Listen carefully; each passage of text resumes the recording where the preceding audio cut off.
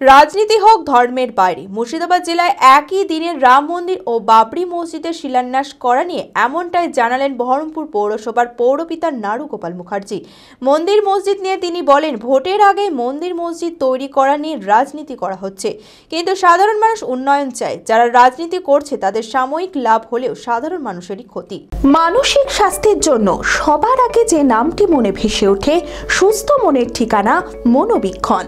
যোগাযোগ নাম্বার 7477799513।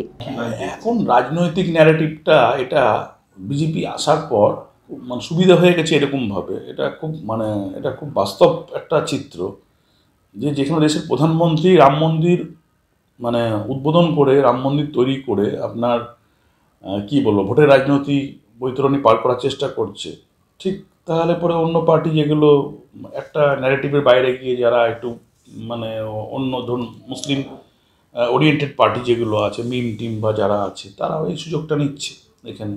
কারণ আমাদের পশ্চিমবঙ্গে 35% মুসলিম ভোটার আছে, তাদের মনে একটা প্রভাব তৈরি করতে পারে, চেষ্টা তো করবেই।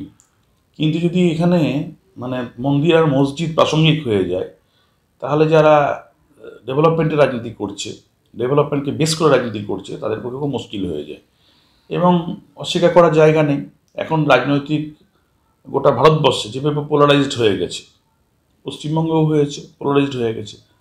বিজেপি এখানে যেমন কোনো ফাংশন করে না, কিন্তু বিজেপি ভোট পেয়ে যায়, কোনো সংগঠন নাই, ভোট পেয়ে যায়। তাহলে কিসের জন্য ভোটটা পায়? একটা এই বিজেপি একটা হিন্দুদের দল, হিন্দুদের প্রোটেকশন দেবে ইত্যাদি ইত্যাদি ব্যাপার। কিন্তু তা তো নয় যে হিন্দু মুসলিম বিষয়টা এভাবে দেখলে ভুল হবে। কারণ বিজেপি ক্ষমতা আসার আগেও কংগ্রেস ইউপিএ গভর্নমেন্টে ছিল, তার আগে লেফট ছিল। তো তখন তো ভারতবর্ষের চিরকালই তো সে ব্রিটিশ আমল থেকে সহাবস্থানে আমরা সবাই বাস করছি এবং আমরা নানাবিধ কাজ এখনও একসঙ্গে করি।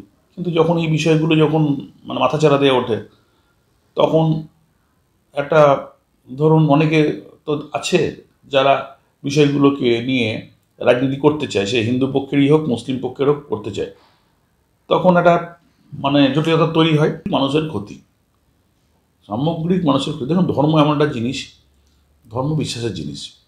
সেই বিশ্বাসের জিনিসে যে বা যারা তার মধ্যে ঢুকতে যাবে, রাজনীতি করতে যাবে, সেখানে কিন্তু আপনার সমস্যা তৈরি হবে। তো ধর্ম মতো চলুক, ধর্মগুরুরা যেভাবে বলেছে। আবার সে হিন্দু ধর্ম হোক, মুসলিম ধর্ম, খ্রিস্টান ধর্ম হোক, হিংসা করে আপনার কখনোই ধর্মের প্রতিষ্ঠা হয় না। তো মানুষকে এটা আবেদন করব যে যার এজেন্ডা নিয়ে করছে করুক, কিন্তু তার মধ্যে অন্তত সাধারণ মানুষের বিজেপির পক্ষ থেকে যে নেতাই করুক, তার মধ্যে হিন্দু যাদের কমিউনিটি তাদেরও মাথা ঘামিয়ে লাভ নেই। কারণ যে করছে বা যারা করছে তারাও ধর্মগুরু না।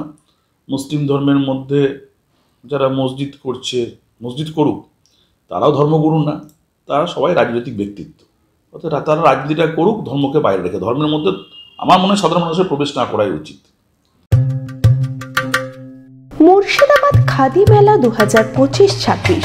খাদি চিরন্তন, খাদি পরম্পরা, খাদি ঐতিহ্যবাহী, খাদি সবার সেরা। মুখ্যমন্ত্রী মমতা বন্দ্যোপাধ্যায়ের অনুপ্রেরণায় অনুষ্ঠিত হতে চলেছে 10ম মুর্শিদাবাদ খাদি মেলা 2025-26। আয়োজনে পশ্চিমবঙ্গ খাদি ও গ্রামীণ শিল্প পর্ষদ। স্থান ব্যারাক স্কয়ার ময়দানের উত্তর পূর্ব কোণ, বহরমপুর, মুর্শিদাবাদ। 26শে নভেম্বর থেকে শুরু করে চলবে 10ই ডিসেম্বর পর্যন্ত।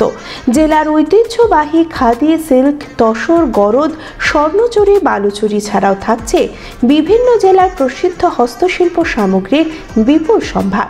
বাচ্চাদের জন্য খেলাধুলার ব্যবস্থা, প্রতিদিন সন্ধ্যায় সাংস্কৃতিক অনুষ্ঠান, প্রবেশ অবাধ।